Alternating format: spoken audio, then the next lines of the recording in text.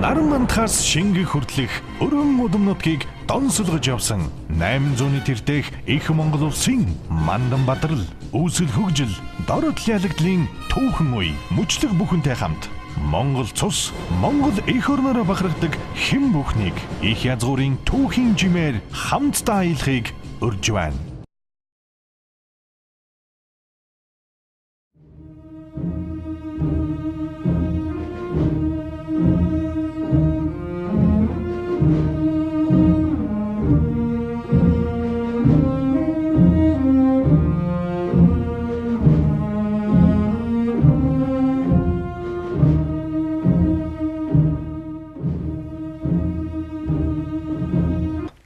За сайн байцгаана хүүхдүүд. Сайн байна уу? За түрүүчийн хичээлээрээ бид нэр 1242 онд их Монгол улсын 2 дугаар их далай хаан өгөөдөө тэнгэр тайлж Орос болон Европын газар нутаг дээр их Монгол улсын аян дайныг үргэлжлүүлж явсан Чингис хааны ач хөвгүүд, хан хөвгүүдийн дайн байлдааны үйл ажиллагаагаа зогсоож Монголын зүг хөлгөн жолоо залсан тухай яриад дууссаа. За өнөөдөр их эзэн богд Чингис хааны дараагаар Монголын төрийг удирдах байсан, Монголын төрийг залруулж байсан Өгөөдөө хаан бурхан болсонтой холбогдуулж Өгөөдөө хааны дараагаар Монголын их эзэнт гүрний улс төрийн үйл ажиллагаа бас нэлээд хүнд нөхцөл байдалд орсон ийм нэг тодорхой 4-5 жилийн үе байдгийн энэ үеийн тухай хүүхдүүд та бүхэнтэй ярилцсанаа. За яагаад их эзэнт гүрний улс төрийн нөхцөл байдал хөндрөг гэхтэй зэрэг Өгөөдөө хааны дараагаар хаан суурьнд дараагийн хаан тодроогүй 5-6 жилийн хугацаа өнгөрч энэ 5-6 жилийн хугацаанд Өгөөдөө хааны хатан дөргөөний хатан Монголын төрийн жолоог атгаж байсан ийм нэг 5-6 жил байдгийг. Энэ 5-6 жилийн хооронд их эзэн бог Чингис хааны үүсгэн байгуулсан, Өгөөдөө хааныг үргэлжлүүлсэн эзэнт гүрний төрийн үйл ажиллагаанд нэлээдгүй хэмжээний бас доголдол гарсан ийм үе байдаг учраас өнөөдөр хүүхдүүд та бүхэнд энийг одоо ярьж өгөхөөс өөр арга байхгүй байна да. За энэ ямар учиртай вөхтэй зэрэг Туркина гатны тухай яригдана гэсэн үг. За Туркина гатныг Монгол улсын түүхэнд Туркина, Дөргөөнэ, Наймалжин гэсэн 3 янзаар бичиж үлдээсэн байдаг. Нэг л гатны тухай Өгөөдөө хааны баг гатны тухай яригдж байна л гэж ийм байдалтайгаар ойлгоно. За Туркина гатны өөрийнх нь гарал үүсэл юу гэхтэй зэрэг өөрөө үл ер нь энэ мэрэгдийн Доктоевхийн хадаан хүүгийн баг хатын юм байгаа юм. Тэгээд их эзэн бог Чингис хаан 1204 онд мэрэгд Найман аймгийг дайлар мордож явахдаа Туркина гатныг олзлон авчирч өөрийн хүү Өгөөдөөдөө хатан болгож сойрхсон. Тэр цагаас хойш Өгөөдөө хааны 6 дахь гатанда баг хатан болж явсан. За ер нь үл хаттынхан дунд нэлээд их тийм сэргэлэн чадвар өндөртэй авсхойтой ийм л хүндээ. За тэгээд Өгөөдөө хааныг нас орсны дараагаар албан ёсоор Монголын их эзэнт гүрний төрийг 5-6 жил төрийн үйл хэрэгт оролцож төрийн үйл хэргийг явуулсан багшийн төрөөнөө ярьсан тэр. Яагаад дөргөөний хатан ийм олон жил төрийн үйл хэрэгт оролцож Монгол төрийн алтан жолоог атах үгтэй зэрэг тэр үед 1242 онд Чингис хааны дөрвөн хүүгээс ганцхан цагаатай л үлдсэн байсан. Зөвчин Чингис хааныг амьд мэнд байхад бурхан болсон. За хамгийн бага хүү тулын Өгөөдөө ахыхаан төлөө амиан одоо золионд өгсөн тухай түрүүчийн хичээлээр багш нь ярьж байсан. Одоо ихэд Өгөөдөө хаан бурхан болчих гэдэг зэрэг Чингисийн дөрвөн хүүхдээс ганцхан цагаатай байгаа. Цагаатай маань одоо эндхэгийн хойд үед цагаатайн улсын хаан газар нутаг дээр Монгол бас нэлээд алс хол амьдарч байгаа. Хоёрдугаарт нь нас бас нэлээд өндөр гарчихсан юм шүү дээ. Тэгэхдээ л одоо их эзэн бог Чингис хааны удмын үлдсэн цорын ганц үе юм болохтой зэрэг цагаатайн зөвшөөрлгүйгээр их хуралдаа хуралдах, цагаатайн зөвшөөрлгүйгээр дараагийн одоо эзэн хааныг тодруулах тухай тийм ойлголт байхгүй шүү дээ.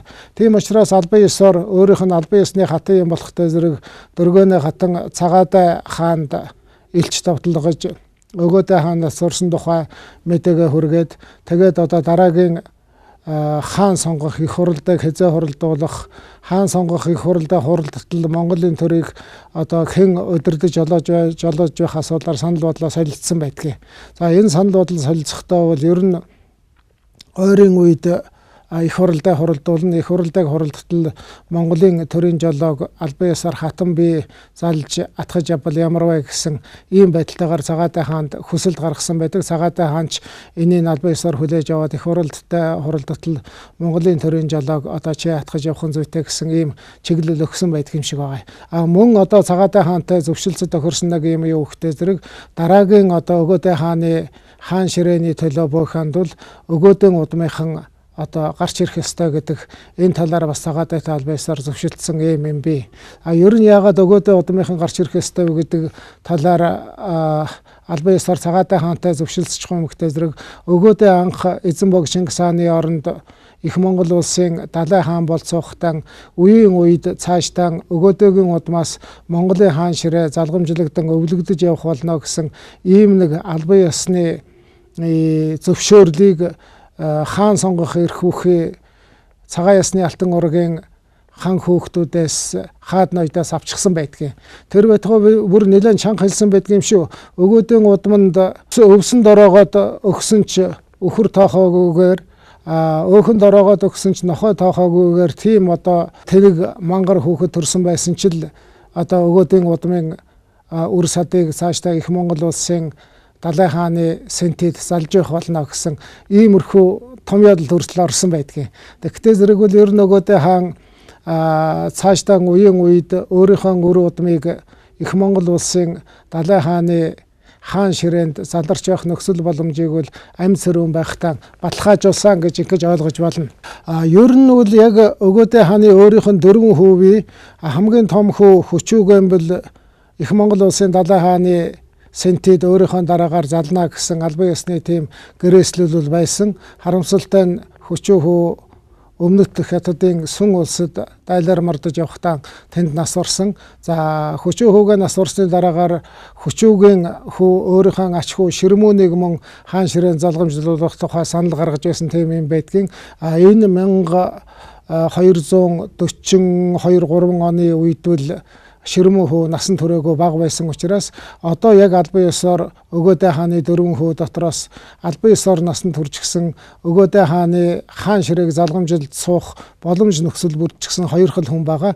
Нэг нь бол одоо Туркийн гаднаас гарсан Гуйг, нөгөөх нь Шижир гаднаас нь гарсан Годон гэж энэ 2 хөл насан туршигсан.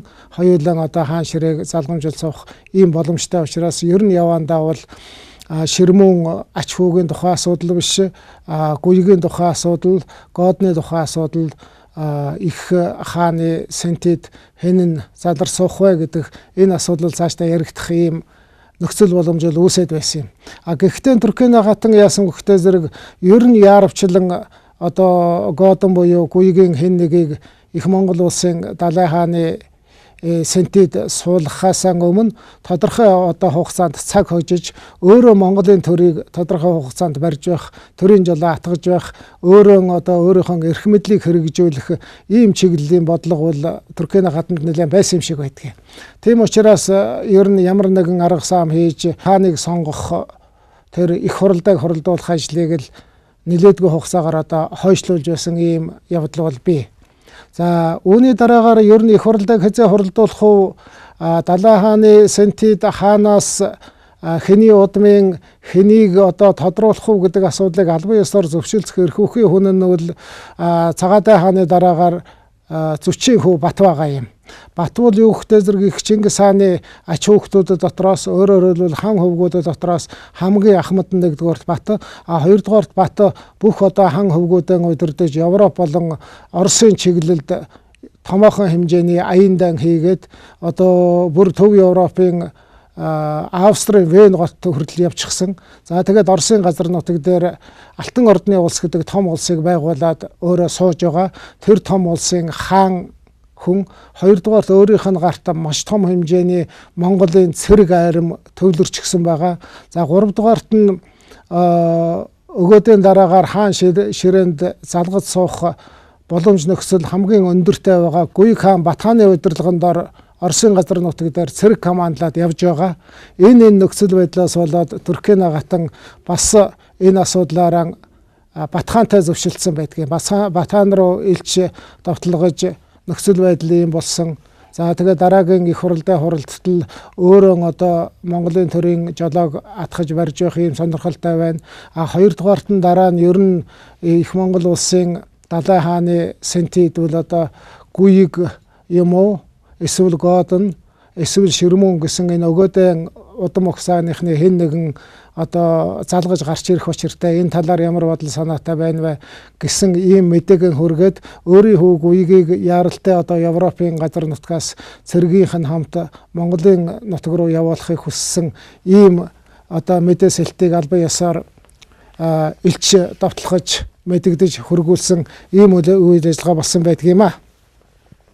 За энэ хугацаанд нэгэн тал одоо өөрийнх нь дээр албан ёсоор Монголын төрийн жолоо атгах суухад Туркийн хатантай өрсөлдөх хэмжээний юм уу эсвэл Туркийн хатан тодорхой хэмжээгээр хийж байгаа үйл ажиллагааг нь хязгаарлах боломж нөхцөлтэй хоёр хэл хүн байна шүү дээ. Нэг нь одоо Чингис хааны 3 дугаар хүү цагаатай нөгөөх нь Чингис хааны том хүү Зүвчийн хүү Бат гэсэн энэ хоёр нь хоёулаа нэг нь одоо энтхэгийн газар нутаг дээр цагаатын улсын тэнд одоо өөрийнхөө улсыг удирдаад аль сол сууж байгаа.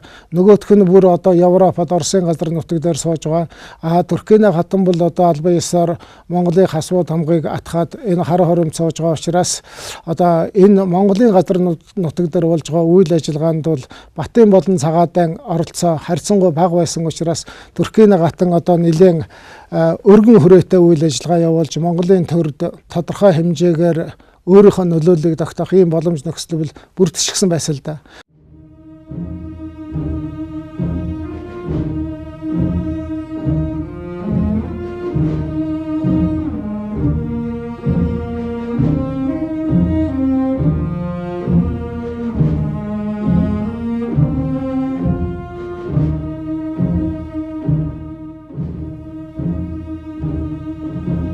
За ийхүү Туркийн хатан албан ёсоор Цагаатай хаан болон Батхаанаас Монголын төрийн жолоог их хурлын хуралдалт төр хугацаагаар атгаж байх зөвшөөрөл аваад Монголын газар нутаг дээр их эзэнбог Чингис хааны байгуулсан Монголын төр түүнийг уламжлаж авч явж байсан өгөөдөн үед тогтсон олон одоо ёс заншлуудыг эвдэх за мөн Чингисэд болон өгөөдөө хаанд үнэн зүрх сэтгэлээр хүчин зүтгэж байсан олон мэрэгдүүд, олон төшмөдүүдийг ажил төрлөөс нь халах, хэлэмгдүүлэх ийм жоохон болчмгүй юмнуудыг хийсэндээ. За хамгийн түрүүнд яасан хөхтэй зэрэг одоо Сартул улсын чиглэлд Монголын баруун буйыг хариуцаж байсан өгөөдөө хааны одоо баруун гар Чангайг дуудан ирүүлж хэлэмгдүүлэх шорон хооронд хорих тухай асуудал яригдсан. За дараагаар нь одоо өмнөд Хятадын газар нутаг дээр байгаа Бээжин хавийн үйл ажиллагааг нь эрхлэж байсан захирагч Ялаваг мөн ялгаа байхгүй дуудан ирүүлж үйл ажиллагаас нь холдуулах тухай мөн хэлэмгдүүлж шорон оронд хийх тухай ийм шийдвэр гарсныг нөгөө хоёр нь хоёулаа сонсонгуудаа тэр шийдвэрийг хэрэгжүүлэхээс өмнө оргон зайлаад одоо энэ хөхнүүрийн ойролцоо өгөөдөө хааны 3 дугаар хүү Годон тентхийн захирагч байсан Годонгийн одоо нөмөр нөөлгөнд орж ээжээс нь зүхтэж одоо хүүгийнхэн нөмөр нөөлгөнд орсон ийм байгаа. За тэгээд мөн эдгээр төшөмдүүд өөрийнх нь зарлиг даалгаврыг биелүүлэхгүй ажил албан тушаалаа хийж байсан газар нутгаан орхиж Годон дээр очиж амьдарсантай нь холбогдуулаад хүүгээсэн албан ёсоор энэ төшөмдүүдийг нэхэж авч хариуцлага тоодох тухай асуудал ярьсан. Харамсалтай нь хүүн энэ бүгдийг бол өгөхгүй одоо ийм байж болохгүй гэдэг ийм асуудал яригдж эхэлсэн. Ингээд их Чингис хааны үед буюу түүнийг уламжилж авсан өгөөдөө хааны үед Монголын төр чин шударгуугаар зүтгэж байсан Монголын төрийн баруун зүүн гарын одоо томоохон төшөмдүүдийг хэлэмгдүүлээд эхлэхдээ зэрэг нь Цагаатай хаан сэжиг аваад энэ хатан ер нь болохгүй байна. Энэ хатны гарт Монголын төр удаа хугацаагаар явах юм бол Монголын төр самарч магадгүй юм байна. Тийм учраас би ер нь их хурлын хуралдалт Монголын төрийг Туркийн хатны гарт өгдөг бол том буруутай үйл ажиллагаа болжээ гэж ойлгоод цагаатай Туркена хатанд хэл хүргээд чи одоо яаралтай их хурлыг зарлан хуралдуул. Яаралтай их хурлыг зарлан хуралдуулаад дараагийн одоо хаан ширээн дараагийн хааныг тодруулах үйл ажиллагааг хурдвчлахгүй бол их Монгол улсын хувь заяанд нөлөөлөхүйс муу үр дагавартай үйл ажиллагаа явагдаж магадгүй байна гэсэн ийм чиглэлийн сануулгыг цагаатай хаан Туркена хатанд өгсөндөө. За тэгээ Туркена хатан бол одоо энэ ганц амьд үлдээд байгаа Чингис хааны 4 хүүгийн нэг цагаатай миний үйл ажиллагаанд тодорхой хэмжээгээр бас саад учруулж болзошгүй юм байна гэсэн ийм бодол санаа төрсөн юм шиг байгаа юм. Тэгээд учир бүтээлэг шалтгаанаар 1242 онд цагаатай хаан өвчнөе улмаар нас орсон. За тэгээд түүхчид бол энэ нас орсон учир шалтгааныг бас их эргэлзээтэй тайлбарладаг л да. Зарим нь бол одоо энэ Туркена хатны гар хөл хөрсөн байж болзошгүй. Туркена хатны одоо санаа ашилгаар цагаатай хаан амь насаа алдсан байж болзошгүй гэсэн ийм бас таамаг дэвшүүлжэд байдгийг. Зөвхөн энэ бүх үйл ажиллагаагаа Туркена хатан өөрийнхөө ойр хавийн шадар туслахуудаар болон өөрөө шийдэж хийж байсны зэрэгцээгээр харийн гүрний одоо тодорхой бэлтгэгдсэн гадаадын ийм хүмүүсийн өөрийнхөө одоо гар хөл болгож зарж хийж байсан ийм юмуд бол бий. Тухайлбал одоо бүр одоо Дундад Азийн Персээс алан хадах үйл ажиллагаанд мэрэгсэн Фатима гэдэг эмэгтэйг хөлсөж авсарсан байдгийг. Энд ч одоо бас аюул шүү дээ. Тийм ээ. Тэгээ Фатима эмэгтэйг хөлсөж авсараад өөрийнхөө хажуу суулгасан байна. За мөн Дундад Азийн лалын шашинт худалдаачин Автрахам гэж хүн бий. Автрахамыг мөн өөрийнхөө хажууд суулгаж энэ бүх өөрийнхөө явуулж байгаа үйл ажиллагаагаа хэрэгжүүлэхэд гар бие оролцуулж байсан ийм тал бий. За ер нь бол одоо тэгээд Өгөөдэй хааны үед Монголын төрд чин шударгуу зүтгэж байсан олон түшмдүүдийг ажил төрлөөс нь өөрчлөх, шорон хоронд явуулах, хэлмэгдүүлэх, амь насанд нь халдах, аллага үйлдэх энэ бүх юмыг бол одоо тэр алан хадах үйл ажиллагаанд мэрэгсэн Фатима гэдэг тэр эмэгтэйгээр гүйцэтгүүлж байсан тухайн асуудал нь бол бүр түүхэнд тодорхой бичигдээд үлдчихсэн байдгийг. Нөгөөдөө хаан чин өөрөө 1241 оны 12 дугаар сарын 11-ний өдөр өвлийн өргөөндөө сархад уусан байдалтай байж байгаад нас орлаа гэсэн ийм мэдээ түүхэнд бичиж үлдсэн бэ. Бүр тэр сархад уусан байдалтай байж байгаад нас барахтаа хэнтэй байсан гэхдээ зэрэг лалын худалдаачин Автрахамовтай хамт байсан гэсэн ийм мэдээ үлдсэн байдаг байхгүй юу. Тэгээд сүүлд энэ Автрахамов Туркена хатантай нийлээд Монголын төрийг самарч байх, энэ дураараа загинж байх үеийнх нь энэ нөхцөл байдлаас дүн шинжилгээ хийгээд үзэх юм бэл Өгөөдэй хаан ер нь энэ лалын худалдаачин Автрахамовын гарт амь өргөцсөн биш үү гэсэн ийм таамаглалч бас тодорхой хэмжээгээр Монголын түүхчид дэвшүүл тавьдгийг энийг одоо үгүйсгэх арга бас байхгүй л дээ. Тэгээд Өгөөдэй хаан чин өөрөө нас барахынхаа өмнө нэг би Монголын хаан ширээнд их эзэн богд Чингис хаанаа аавыгаа тийм ээ залгаж суугаад 4 сая юм хийжээ гэж бишиж үлдээсэн байдаг байхгүй юу. Нэгдүгüүрт нь би аавынхаа захаа даалгаврын дагуу аавынхаа гэрээсийн дагуу Алтан улсыг эзлэн авч Монголын төрд оруулсан явдал бол миний нэг том гавьяа байлаа.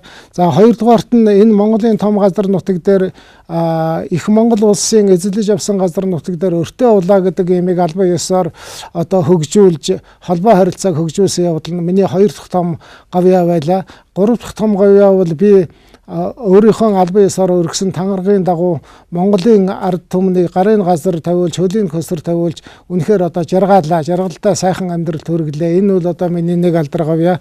Дөрөвдүгээрт нь би усгүй говь цөл газрыг одоо усчуулсан ийм 4 одоо том гавьяа байгуулжээ хаан байх хугацаанд. За 3 жоохон базаахгүй муу юм хийсэн байна. Нэгдүгээрт нь би энэ арх буюу борд орс гэдэг юмд одоо хитрхи их автсан байна. Энэ одоо миний нэг алдаа. Хоёрдугаарт нь би энэ болохгүй эмс хүүхнүүдийн үгэнд орж зарим нэгэн буруу үйлдэл хийж байсан байна. Энэ бол одоо хаан хүнд байж болзошгүй байж болохооргүй одоо ийм том алдаа байна. Энийг би ойлгож байна. 3 дугаарт нь би одоо анги өрөө маш их хийж одоо энэ байгаль дэлхийд эрх зураараа явж байгаа анги өөр улсын газар нутаг руу оруулахгүй гэж Монголын газар нутаг дээр анги хордог тийм хэрэм байгуулж хязгаарлаж байгалийн амьтныг байгалийнхаар нь амьдруулж байхгүй. За тэгээ хязгаарласан тэр амьтдыг одоо ан авын нэрээр олноор нь алж устгаж байсан ийм л муу юмнуудыг хийж байсан байна гэж өөрөө бичүүлдээсэн байдаг байхгүй юу. Тийм учраас үнэхээр ч одоо тэр бор дарсан дахиух орсон байна гэдэг нь үнэн байна. Ер нь төрийн хэрэг явуулахаас өмнө согтуу нойтон байх үед нь одоо Туркена гатан төрийн хэргийг эрхэлж хөшгөний араас явуулж байсан ийм олон үйлдэлүүд гаргаж байсан гэдэг нь ч тодорхой. Ер нь бол одоо болохгүй юм сөөхнүүдийн үгэнд орж төрийн хэрэгт хутгалдууснаас төр далдаа гаргасан гэдэг нь бол магадгүй энэ одоо Туркена гатны тухай яриад байхыг ч үгүйсэхгүй шүү дээ, тийм ээ. Ингэж хэлж байсан учраас ер нь бол одоо энэ Монголын түүхэнд бичиж үлдээсэн Туркена гатны энэ их уйман самун үүсгэсэн явдал, за тэгээ гадны гар хөл болсон энэ хүмүүсийг Монголын төрийн хэрэгт хутгалдуулж Монголын чин үнэнч төрийн түшээдүүдийг хэлэмгдүүлж байсан энэ үйл явдал бол одоо бас бодит үний юм а гэдгийг миний хүүхдүүд ойлгоно үстэй. Сүүлдээ одоо энэ Австрахомов чи юу яаж исэн штэ. Өгөөдөө хааны үед ч өгөөдөө хааны дараагаарч хааны тамга дарсан юу ч хүчээгүй шин одоо цаасан дээр хааны нэрийн өмнөөс зарилга гаргадаг болсон. Одоо өөрийнхөө дуртай зарилгыг гаргадаг. За тэгээд энэ юм нь бол одоо ийм байж болохгүй. Монголын төрийн хэрэг ингэж одоо гадны хүний гараар Монголын их хааны хасбуу тамгыг дарсан зарилгыг хэн нэгэн хүн дураараа санаачлахаараа үйлдээд ингэж Монголын ард түмнийг хэлэмдүүлээд болж болохгүй. Наадах чинь бол үнэхээр болж өчсгүй үйл ажиллагаа байна гэдгийг их эзэн бог Чингис хааны үеэс Монголын төр зүтгэсэн Юлечөөсэй буюу Чуумэргэн гэж 9 өрлөгийнх нь нэг үедээ энэ албан ёсоор анхааруулж байсан. Энэ анхааруулгыг үл тоогоод хэрв одоо энэ Австрахомын бич гэсэн зарилгийг бичээгүй, бичээчийн баруун гарын дастаж хайжваа гэсэн зарилэг хүртэл ингэж одоо бүр эрх дураараа одоо лалын нэгэн хөдөлдаачин Туркена хатантай нийлж Монголын төрийг уймуулж самууруулж самарч байсан ийм бас аимшигтай өгөөд эвгүй түүх бас байна шүү.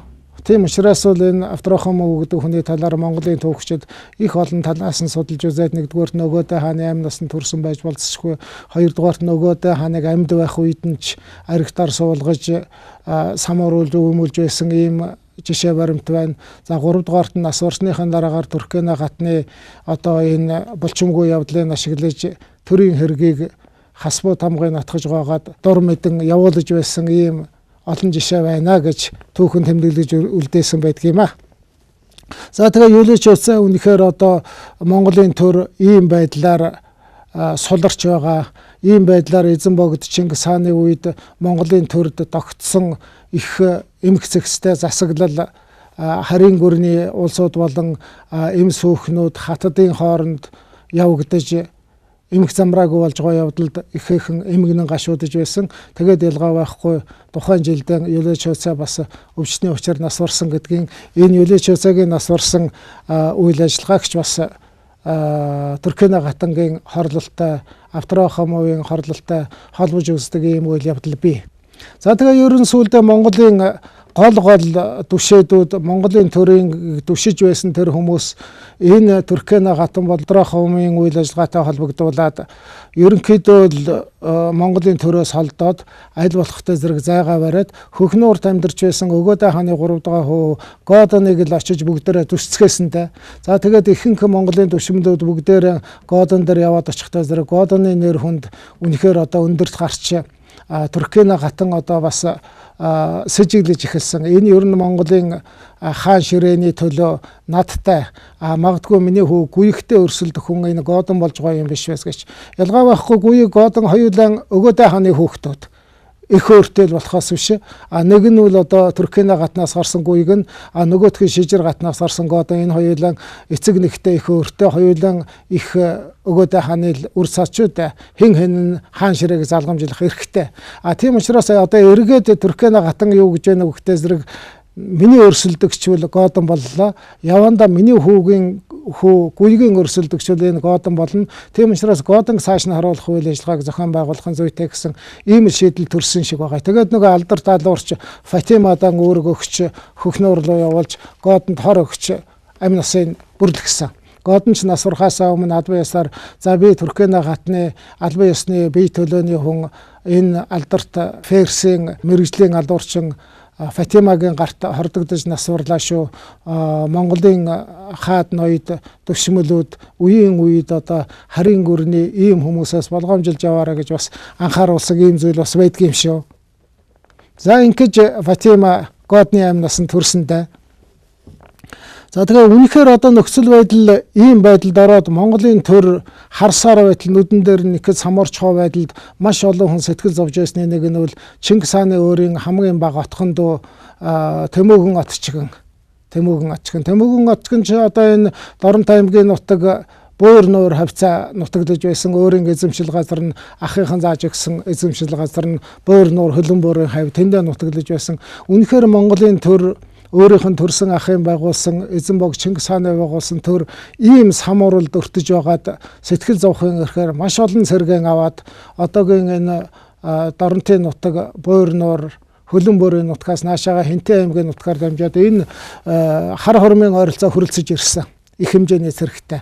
За тэгээд их хэмжээний цэрэгтэй Тэмөөгөн отчдыг энд хүрэлцэж ирж байгааг энэ Туркена гатан албан ёсоор сонссон, өөдөөс нь элч явуулаад мэндийн мэдүүлээд ямар хэрэг зөргөөр ийм их олон цэрэгтэй наашаагаан ирж байна вэ? Чи одоо бэргэн эгчийн биеийг асуух гэж явна уу гэсэн байдалтай ийм асуудаг л да нэлээ яжтай байдлаар. Тэгтээ зэрэг Тэмөөгөн отчгэн за хэрэг зөргсөд заах юм байхгүй. Таны нөхрийг нас урах үед нь би ирж одоо эмгэнэл гашуудлаа илэрхийлж чадаагүй маа. Одоо тийм учраас оройтсон ч гэсэн эмгэнэл гашуудлаа илэрхийлж явна гэж. Тэр 4-5 жилийн дараагаар эмгэнэл гашуудлаа илэрхийлнэ гэж юу ах вэ?